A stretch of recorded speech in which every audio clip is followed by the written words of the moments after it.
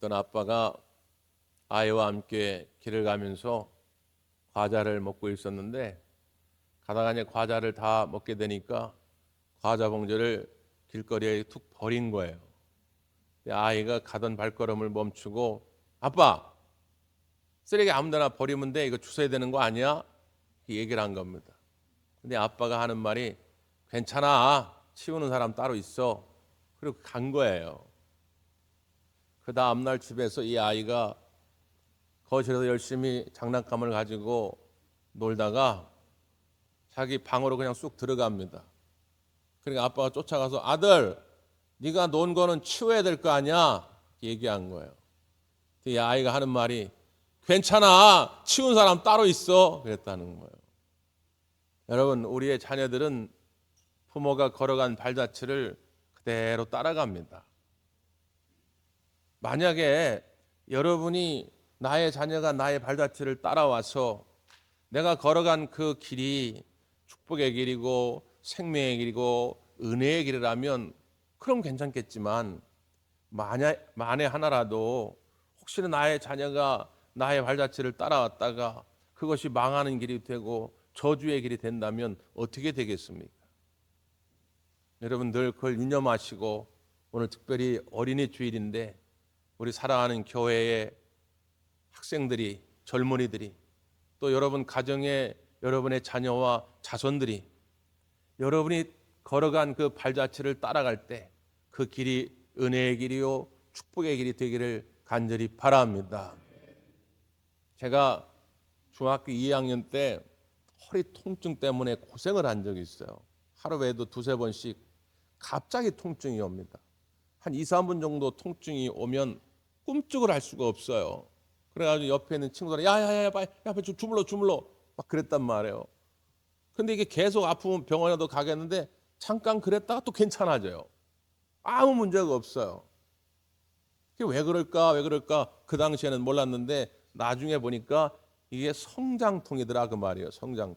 제가 중학교 2학년 때 1년 동안 키가 11cm가 자랐습니다.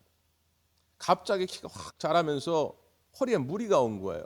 이게 성장통이 생긴 거죠.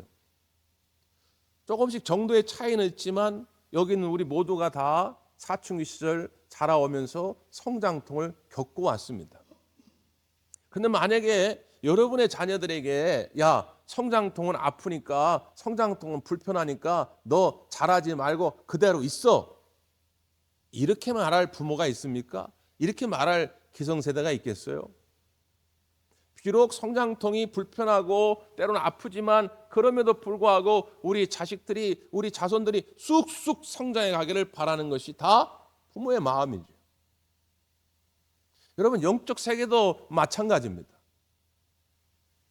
2026년 우리 교회가 표어를 이렇게 정했어요. 한번 따라서 하실까요? 함께 자라고 함께 섬기며 제자되는 공동체.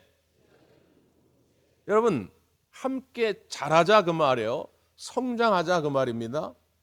그런데 영적으로 성장하고자 하면 성장통이 때로는 있어요. 어떤 분에게는 그것이 물리적인 고난일 수도 있습니다. 갑자기 몸이 아프다거나 갑자기 경제적으로 어려움을 당하게 됐다거나 사람과의 관계에 어떤 문제가 생겼다거나 이런 고난의 문제가 당신은 나에게 어려운 문제 같았는데 이것이 하나의 과정이 되어서 훗날 믿음이 쑥 자라게 된 것을 보게 돼요. 그 고난의 과정 속에서 살아계신 하나님을 만나고 전능하신 하나님을 만나고 나를 돕고 나를 위해 기도하는 많은 믿음의 동지들이 있다고 하는 걸 깨달으면서 오히려 믿음이 쑥 성장해 가는 것을 보게 됩니다. 또 어떤 경우에는 말씀으로 인해서 성장해 가는 경우가 있어요. 말씀이 내게 들려질 때 그 마음에 찔림이 생깁니다. 처음에는 불편합니다. 듣기 싫습니다. 내가 감당하기가 버겁습니다. 그래서 내 안에서 치열한 영적 전투가 벌어집니다. 분명히 하나님의 말씀인데 하나님의 말씀이 옳은 것인데 이것에 순종할 것이냐 말 것이냐 나를 죽일 것이냐 아니면 나의 의지를 가지고 하나님 말씀을 잊어버릴 것이냐 계속 이 치열한 영적 전투가 벌어져요. 그러다가 하나님 말씀 앞에 나를 완전히 순복시킬 때 완전히 복종시킬 때 그때 믿음이 쑥 성장하는 것을 보게 됩니다. 그런 의미에서 우리가 마태복음 5장, 6장, 7장에 등장하는 예수님의 산상수훈의 말씀을 특별히 오래 나누고자 했던 것입니다. 예수님의 산상수훈의 말씀은 굉장히 단도직입적이죠. 직접적으로 우리에게 하나님의 자녀라면 어떻게 살아야 하는지를 보여줍니다. 그러다 보니까 때로는 우리의 마음에 불편함이 있습니다. 우리의 마음에 찔림이 있습니다. 그럼에도 불구하고 그 말씀 앞에 온전히 순종하게 될 때 여러분의 믿음이, 여러분의 신앙생활이 더욱 성장해 갈 줄 믿습니다. 그런 의미에서 살인하지 말라, 그 말에 하나님의 의도는 형제와 화목하라 하는 것이다, 이렇게 말씀드렸으면 형제와 화목하는 그런 결단이 있어야 됩니다. 힘들어요, 불편해요, 지금까지도 담을 쌓고 살았는데, 지금까지 내 자존심 지키고 살았는데 내가 먼저 손 내밀고 내가 먼저 화해하기가 쉽지 않아요. 그럼에도 불구하고 주님 말씀이기에 순종할 때 여러분의 믿음도 자라고 여러분의 축복의 지경이 넓혀지는 역사가 있게 될 줄 믿습니다. 간음하지 말라, 이 말의 의도는 뭐냐? 네 마음을 정결케 하라. 내 남편, 내 아내를 놔두고 다른 것에 한눈 팔지 말라. 두 마음을 품지 마라. 하나님 앞에서 네 마음이 정결해야 한다 했으면 당장 그 음욕을 중단해야 됩니다. 힘들어요, 버거워요, 핑계거리는 많습니다. 그럼에도 불구하고 그 이유와 핑계대지 말고 주님 말씀에 순종하셔야 돼요. 그래야 여러분의 가정이 다시 살고 여러분의 영혼이 다시 살게 될 줄 믿습니다. 그래야 우리의 믿음이 성장해 간다 그 말이에요. 오늘은 특별히 맹세에 관해서 예수님이 말씀을 해주시는 겁니다. 맹세. 성경에는 맹세를 어떻게 다루고 있을까요? 오해하시는 분들이 종종 계셔가지고 하나님이 이 맹세를 어떻게 다루고 계신지를 먼저 좀 보려고 그래요. 먼저 창세기 22장 16절 17절 말씀인데요, 이런 말씀이 있어요. 여호와께서 이르시기를 내가 나를 가리켜 맹세하노니 네가 이같이 행하여 내 아들 내 독자도 아끼지 아니하였은즉, 이렇게 말합니다. 그러니까 하나님 스스로 나를 가리켜 맹세했다는 거예요.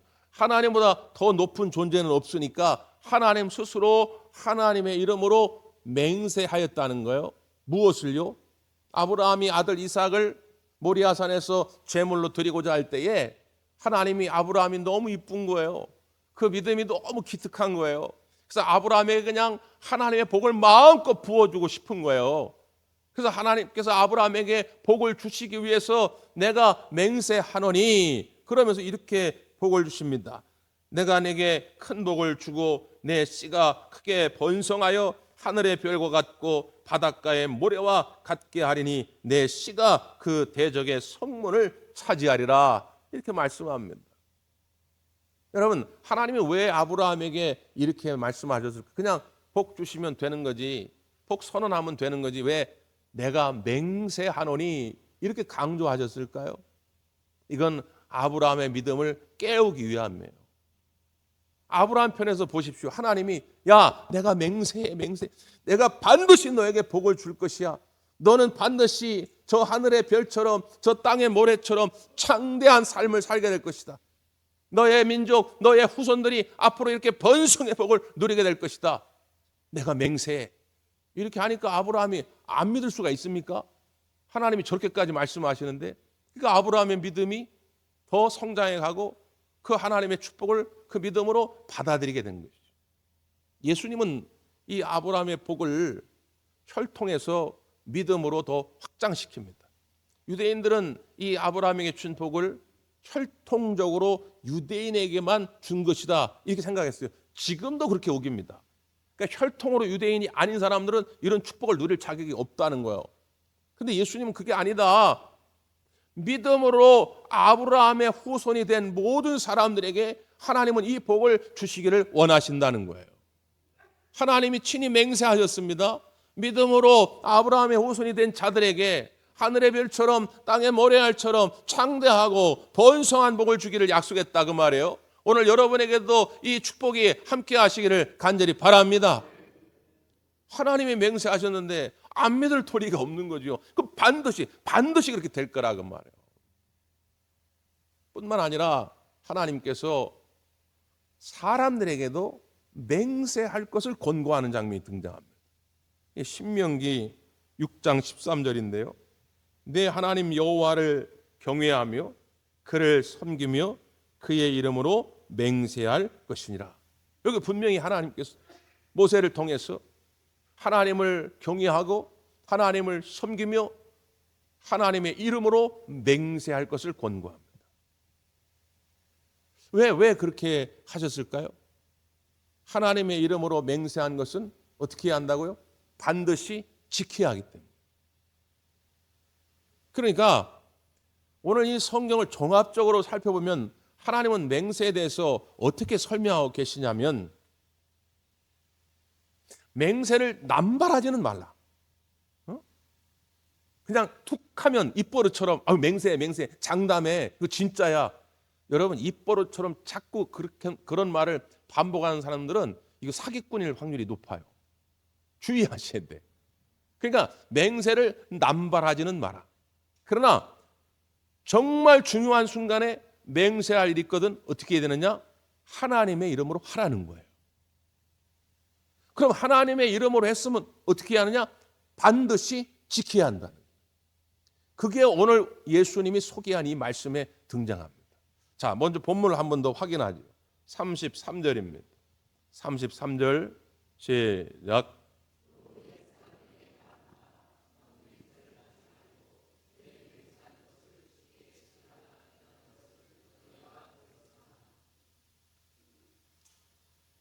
제가 가지고 있는 성경에는 33절 시작에 기호, 리을 이렇게 붙어 있어요. 각 주에 가면 리을에 관련된 성구가 있는데 레위기 19장 12절, 민수기 30장 2절, 신명기 23장 21절 이렇게 되어 있습니다. 그 내용 대표적인 거 레위기 19장 12절을 제가 소개하면 이렇게 되어 있어요. 너희는 내 이름으로 거짓 맹세함으로 내 하나님의 이름을 욕되게 하지 말라. 나는 여호와이니라 이렇게 말합니다. 하나님의 이름으로 맹세를 했는데 그 맹세가 거짓 맹세가 되면 안 되겠죠. 그것은 단순히 사람과의 약속을 깨는 그런 정도가 아니라 하나님의 이름을 욕되게 하는 것이다. 그러니까 반드시 지켜야 한다 그 말이죠. 또 신명기 23장 21절도 마찬가지예요. 내 하나님 여호와께 소원하거든 갚기를 더디하지 말라. 내 하나님 여호와께서 반드시 그것을 내게 요구하시리니 더디면 그것이 내게 죄가 될 것이라 이렇게 말씀합니다. 하나님 앞에 소원하고 약속한 것이 있으면 반드시 지키라는 거예요. 이걸 계속 강조하는 것이죠. 자, 그런데 지금 예수님이 소개를 했어요. 당시 서기관과 바리새인들은 뭐라고 그 유대인들을 가르쳤느냐? 헛맹세를 하지 말고 그랬어요. 이거 언뜻 들으면 문제가 없어 보이잖아요. 근데 이게 왜 문제가 됩니까? 헛맹세를 하지 말고, 이 말은 헛맹세만 아니면 어떤 맹세든 반복적으로 습관적으로 남발해도 되는 것처럼 여겨진 겁니다. 그러니까 사람들이 그냥 맹세를 남발을 해요. 그냥 입에 달고 사는 겁니다. 자, 그런데 문제는 뭐냐면 그렇게 맹세를 했다가 못 지키면 하나님 앞에 죄를 받을 것 같으니까, 벌을 받을 것 같으니까 이게 이제 문제가 돼요. 이 거리낌이 있는 거예요. 그러니까 하나님의 이름으로 하질 않는 거예요. 성경은 하나님의 이름으로 맹세하라. 왜냐하면 그 맹세를 하나님의 이름으로 해야 반드시 지키기 때문에, 책임의식을 갖기 때문에 그렇게 하라고 했는데 그렇게 하기엔 좀 겁이 나는 거예요. 이거 못 지키면 어떻게 하지? 그러니까 이것도 아니고 저것도 아니고 어떻게 하느냐? 하늘을 걸고 맹세합니다. 때론 땅을 걸고 맹세합니다. 때론 예루살렘을 걸고 맹세합니다. 때론 나의 명예를 걸고 맹세합니다. 이렇게 저렇게 술수를 부려가면서 맹세를 해요. 그래서 혹 못 지키더라도 나는 하나님한테 맹세한 건 아니야. 야, 사람이 살다 보면 못 지킬 수도 있지. 그러다 보니까 진실되지 못한, 정직하지 못한 삶을 살아가게 된 것입니다. 이 문제를 예수님이 지적하는 거예요. 자, 그래서 예수님이 이렇게 이 말씀을 해석합니다. 자, 34절에서 36절까지 보죠. 34절에서 36절 시작.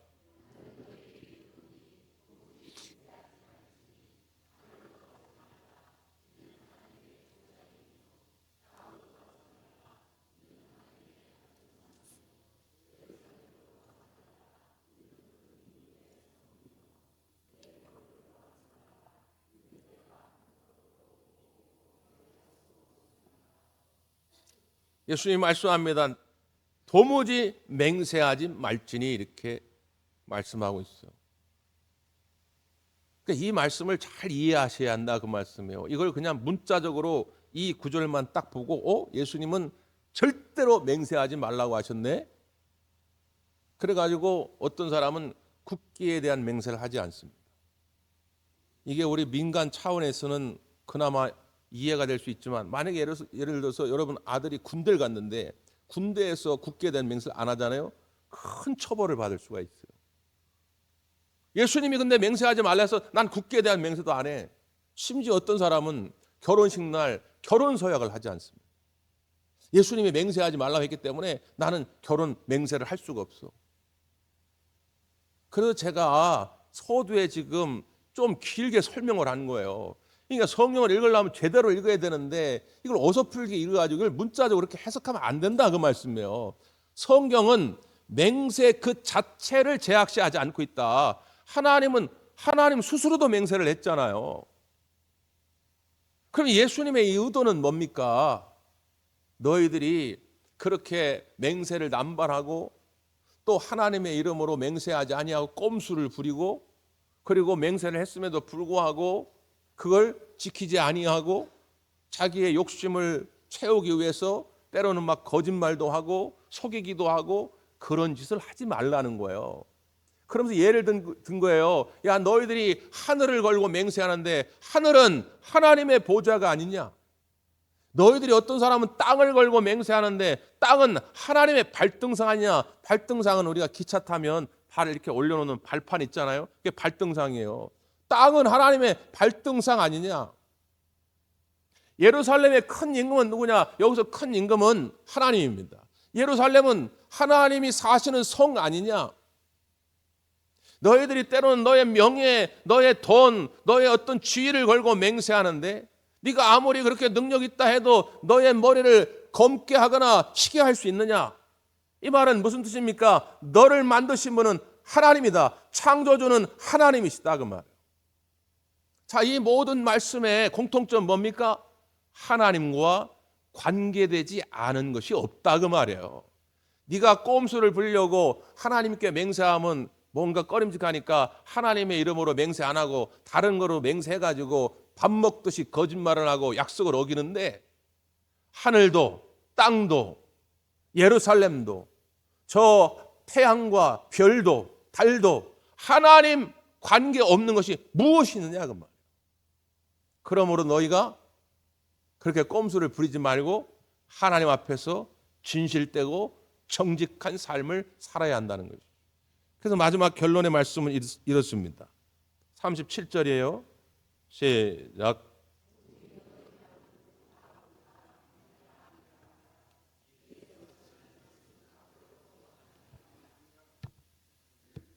그러므로 이제는 옳은 것은 분명히 옳다 하고 아닌 것은 아니다 분명히 하라는 것이죠. 거기다가 자꾸 진짜 이거 내 장담해, 야 이거 내가 맹세해, 자꾸 그런 토를 달지 말라는 걸 그렇게 자꾸 말을 갖다 붙이는 것보다 그런 거 없이 내 마음이 진실되면 내 마음이 정직하면 하나님이 알아주시고 상대방도 다 알아주실 거다 그 말이에요.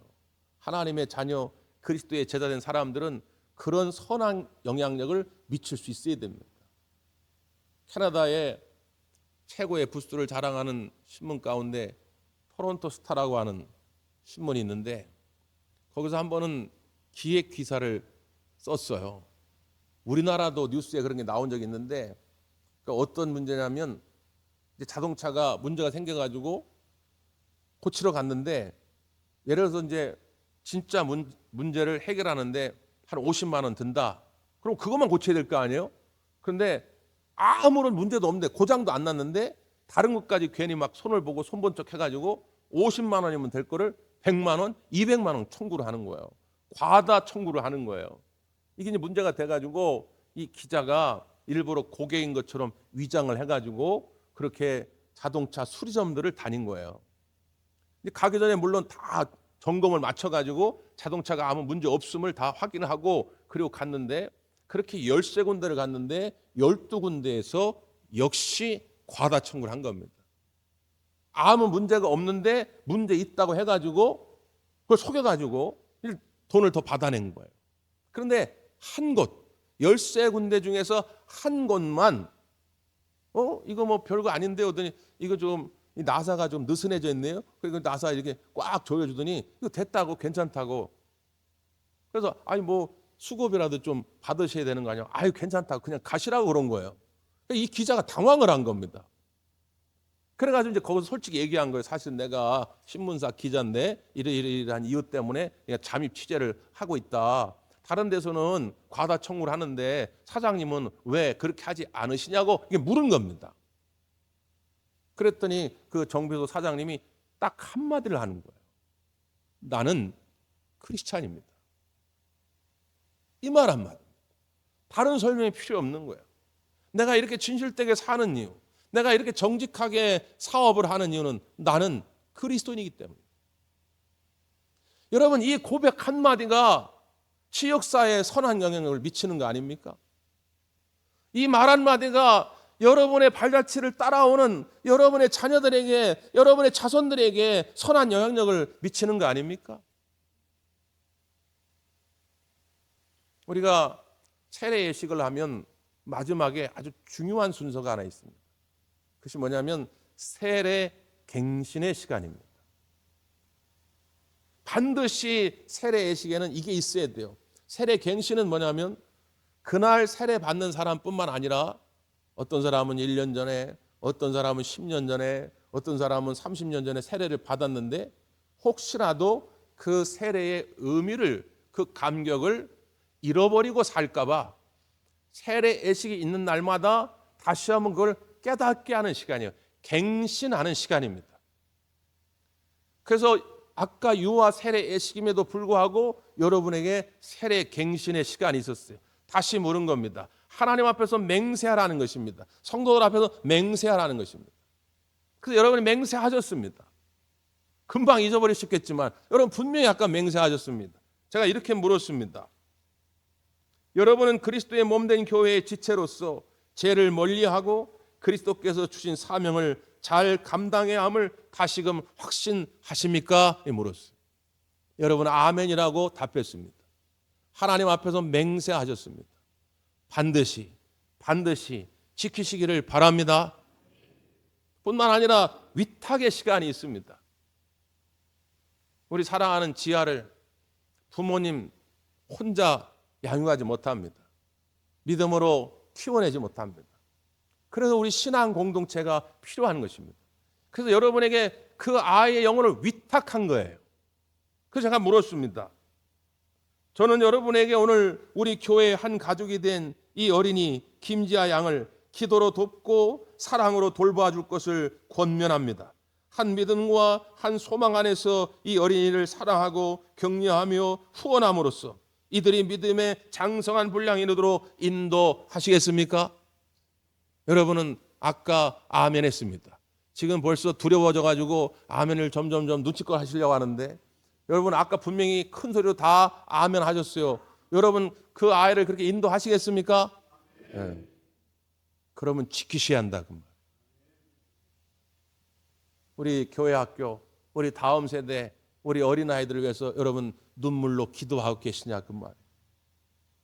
오늘 여러분 우리 어린이들 달란트 시작하는데 여러분 후원 좀 하셨냐 그 말. 그 아이들이 교회 안 나오면 걱정하고 염려하는 마음으로 신방 좀 하셨냐 그 말이에요. 여러분 동네 주변의 이웃들 가운데 아이들 있으면 그 아이들 전도 좀 해보셨냐 그 말이에요. 분명히 여러분이 하나님 앞에서 이렇게 이 약속하셨으면 지키셔야 됩니다. 사랑하는 성도 여러분, 우리는 진실하게 살아갑니다. 우리는 정직하게 살아갑니다. 왜냐하면 우리는 그리스도인이기 때문에, 우리는 하나님의 자녀이기 때문에 그렇게 살아가는 것입니다. 그렇게 살아갈 때 때로는 힘들고 손해보는 일도 생길 수 있을지 모르지만 하나님 앞에 진실되게 살아가는 자들을 우리 하나님이 잊지 아니하시고 하나님이 더 번성하게 하시고 하나님이 더 큰 복으로 채워가실 줄 믿습니다. 기도하겠습니다.